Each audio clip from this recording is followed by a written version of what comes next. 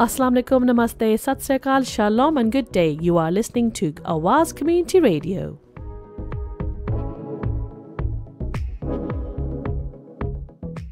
And today we have a member of the community that's come in to talk a little bit about his day job as well as the volunteering that he does. Now, if you'd like more information, you can give us a call on 0161 839 9817. You can email us, it's awazcommunityradio@gmail.com. Or catch us on Facebook, just type in Awaz Community Radio, or tweet us at AwazRadio122.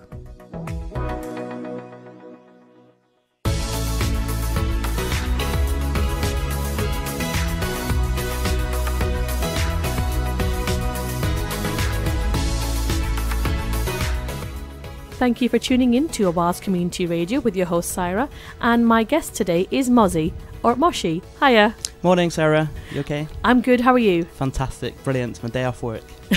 Well, I really appreciate you coming in on your day off to chat to us on the radio. Yeah, it's great to be here and thanks for having me on. Now, you have two names. Well, you have one name, but you have a nickname as well. So my name is Moshe.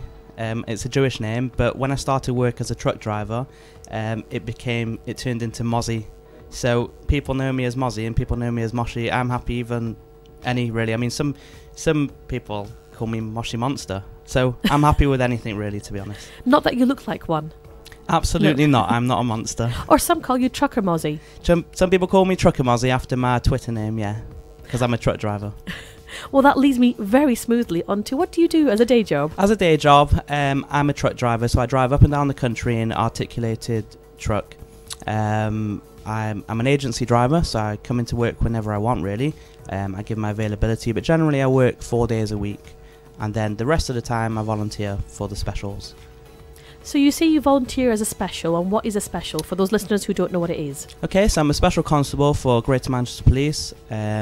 I am what they called as a volunteer police officer. So the only difference between myself and other police officers is that I don't get paid and they get paid. We wear the same uniform, have the same powers, exactly the same, do exactly the same work, work alongside them and support them. But yeah, ultimately police officer, but not getting paid for it. People think we're crazy because, you know, why would someone put themselves on the line for not getting paid and all that? But the satisfaction of the jobs and the work that we do overrides everything, and it's fantastic giving up my time to the people of Greater Manchester and volunteering, yeah. Oh, that's great to hear. Now, I'm avoiding stereotypes here. As a truck driver, what made you decide to, one day to think, oh, do you know what? I fancy helping the police out in my spare time. It's pretty crazy, the whole thing. I'm very unique in that sense. I come from the Jewish community in Manchester. I'm an Orthodox Jewish person, so I keep the Sabbath, for example, and I keep everything. I became a truck driver because I like driving, and then I thought I'd be doing it for a few months. It's now 5.5 years down the line, I'm still doing it. Coming from a Jewish community where most of the time we're brought up from when we're younger to always volunteer, to give up our free time to help other people. So whether it's charity, helping people out on the roads, helping people's vehicles, when obviously I'm older, we're brought up to be volunteers. I wanted to up the game, and basically it all started off when I was subject to hate crime in the past when I was younger. My first incident, because there's been quite a few unfortunately, towards myself, being an anti-Semitic attack against me. That was the first one, was when I was 13, where I was just shopping out with a friend of mine, and someone started saying, you this Jew, you that Jew, etc, etc. I called the police because that's what we're always taught to do. Followed it through, and I've had some really good positive convictions. As the years went on, I got to know the local police officers, and then it was like a few of them said to me, well, why don't you become a special constable? And I said to them, are you actually having a laugh? You can't be Jewish and be in the police. And they said, what do you mean, why ever not?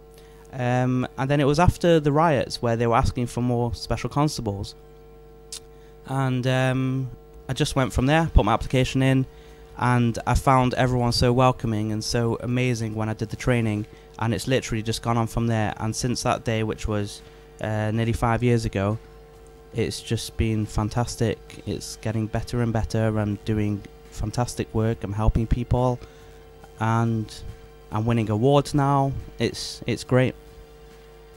That leads me really well onto, you're doing my job for me, leading on to awards. Yes, well, congratulations. You've been recognised for the excellent work that you've been doing. Yeah, thank you.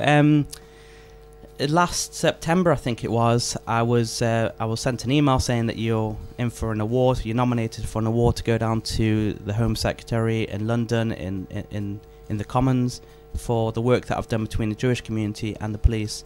And I won it. It was a national award for all the volunteers across the country. It was great being there. It was just amazing day. I'll probably never forget. The actual award was for the work that I do. So coming from the Orthodox Jewish community, I'm probably the only one outside London who's visibly Orthodox Jewish. And what I tend to do is most of the time educate police officers about the Jewish community, about the close-knit, it's kind of insular community, you know, they keep within themselves, not in a bad way, but in a good way, but they don't understand the outside, how the police work, etc., etc. And the other way, so I'm teaching the Jewish community about the police, so it's kind of like a bridge between the two communities.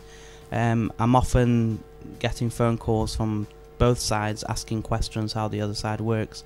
So for example, I'll have officers phoning me up asking me, you know, why can't Jewish people give statements on a Friday night on the Sabbath? And then on the other hand, the Jewish people would ask me, you know, what's the point of giving a statement? Why should I report things? Now that I understand the police system, I go back and I explain to them why it's really important. So it works both ways and it's working really well.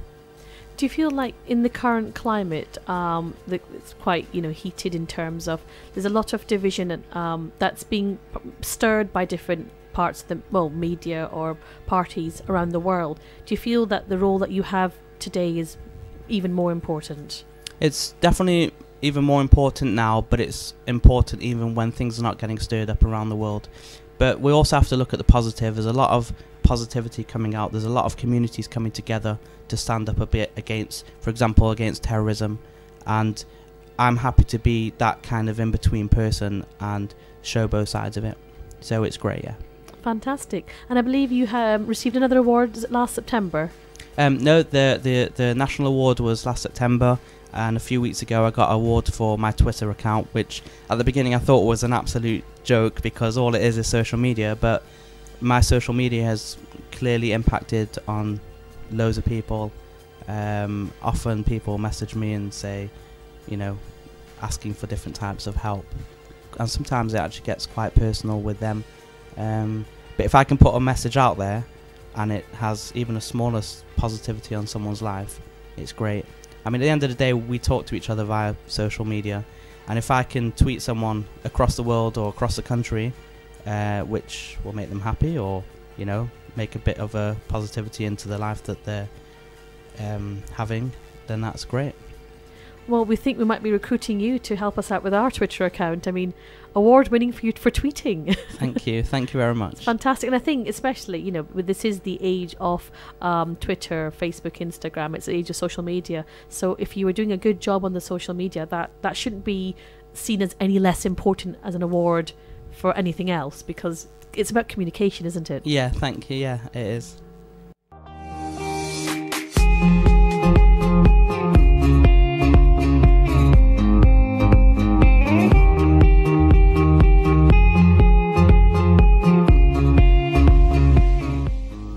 Now, especially for listeners who aren't aware of what specials do, what's your sort of day-to-day role like? Well, not that you do it every day, but when you are with the police, what are you doing? Okay, so on my days off as a truck driver, I will book on duty, go into the police station, say hello to the sergeant, say hello to everyone, parade on duty, and I'll either get paired up with another regular full-time police officer, or I'll work with a special constable. Either or, it makes no difference, and we'll go out and we'll deal with anything that comes in. I mean, it could be as far-fetched as, you know, I've been to stabbings, serious car accidents, I've been to elderly people with dementia, mental health patients. I mean, I'll never forget one of the calls that we went to was a female tried to take her life and jumped into the River Irwell, and basically the helicopter came out and found her. I ended up jumping into the river to pull her out. But I think the worst part was she tried jumping back in afterwards. So for me, that was an amazing job that I saved someone's life, and hopefully, most likely, she'll be having a fantastic life now with the help that she needed. But even the fast-paced, so-called action, adrenaline, all that type of jobs, I think the even better jobs are, in a certain way, is an elderly woman with dementia who can't find a way home, and we take her home, give her a cup of tea, you know, put her back in the house, make sure everything's okay. Helping someone with their shopping, someone has a burglary, you know, and we have to take a statement for an hour or so. Even that is a good job, an impact job on the victim. So it doesn't just change your life as a person who is the special. It changes the lives of people around you. Oh yeah, I believe that as police officers, we every single day we're changing people's lives, whether it be a victim or even an offender. I mean, you know, our main job, part of the job, is taking the bad people off the streets, which makes the victim happy that we've caught their offender, and on the other hand, helping out the victim with the aftermath. So yeah, we're definitely impacting people's lives. You know, for example, I came across a RTC, a road traffic collision, and it was an elderly driver. We had to call an ambulance, take care of her, took her shopping home, explained to her husband what had happened. So yeah, and she was really, really thankful for what we did. So we are impacting every day to people's lives. Now, when you began as a special, you received the necessary training, didn't you? How long does that go on for? Okay, so as a special, you get the training like the other police officers, like everyone else. It lasts for about 6 to 8 months, but then there's always ongoing. During the year, we have refreshers we have to go to, so it's kind of always in training, really.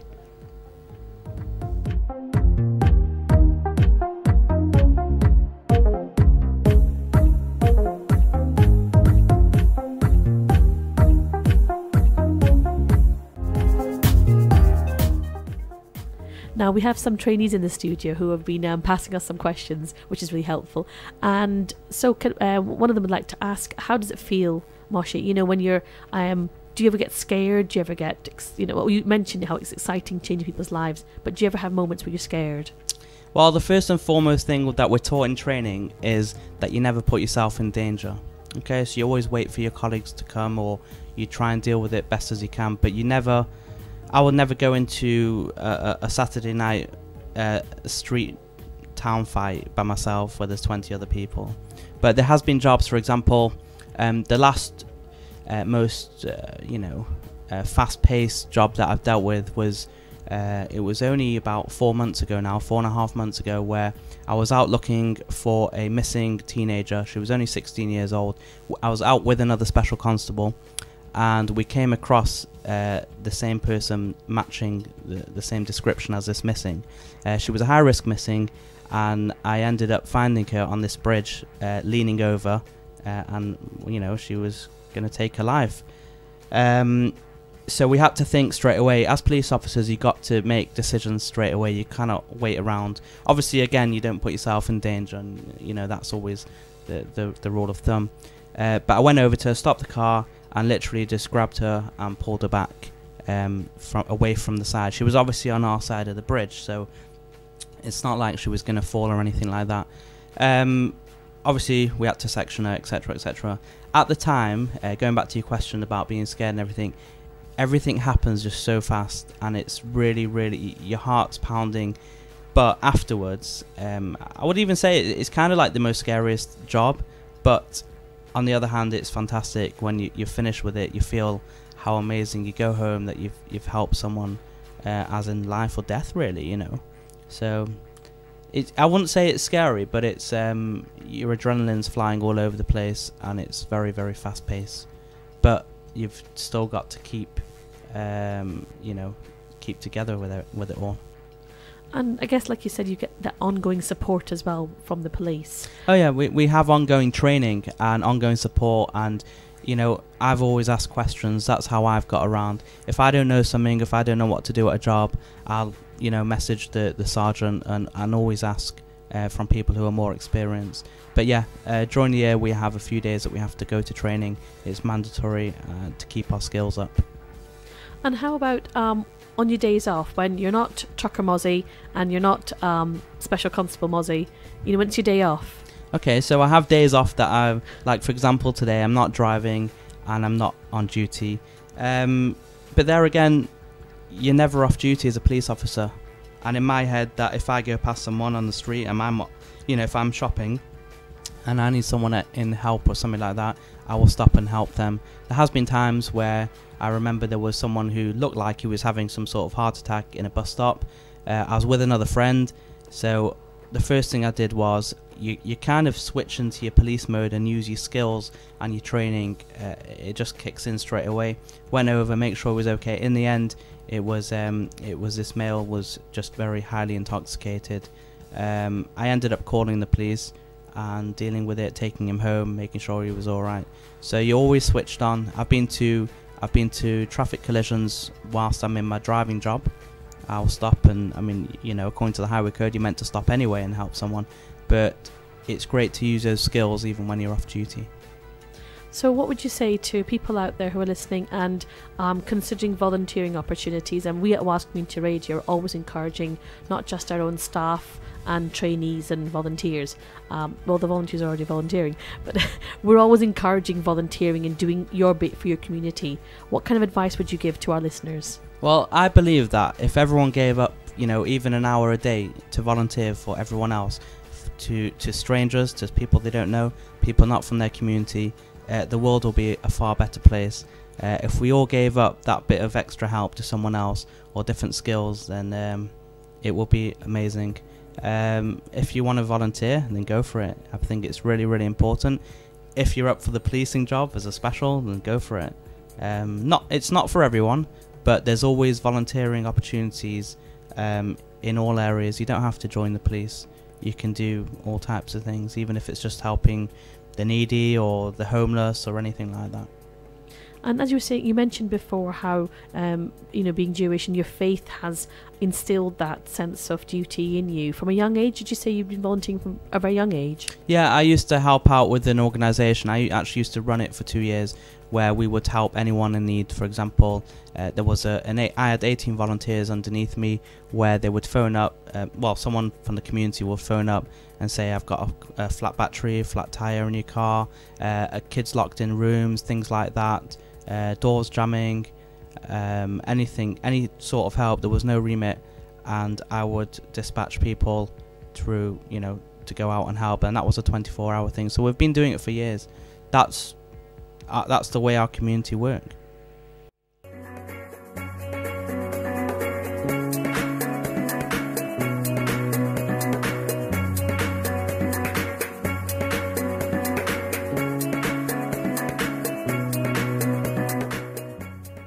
So can you see yourself working full-time with the police, Mozzie?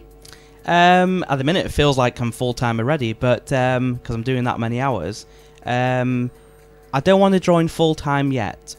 I'm happy with my truck driving, generally 4 times a week, and then my volunteering, because as a special constable and as a volunteer, you can literally, it's very, very flexible. You can literally just turn up on duty, do 4 hours, 5 hours, 10 hours. It's completely up to you. I think in the future I'll join full-time in the police, because it's just phenomenal what police officers do. Life-changing for them and for, you know, for the people that they help. But at the minute I'm quite happy being a volunteer.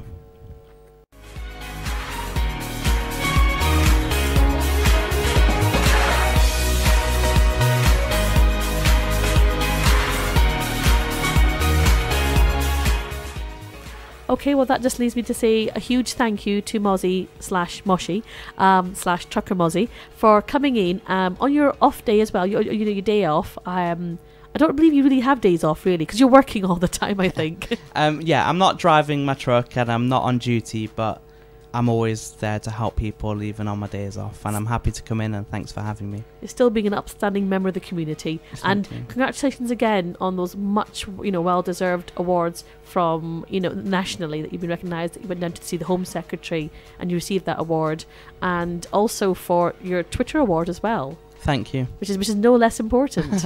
Thank you very much. Thank you again. And then, hopefully, if you want to come back on the radio, do come back and tell us all about your stories. Pleasure, no problem. Thank you. You'll be listening to Awaz Community Radio. If you'd like more information about becoming a special or more about Mozzie, give us a call on 0161 839 9817. You can contact us on Facebook. Just type in Awaz Community Radio. Tweet us, it's at awazradio122, or drop us an email. That's awazcommunityradio@gmail.com. Thanks for listening. Take care.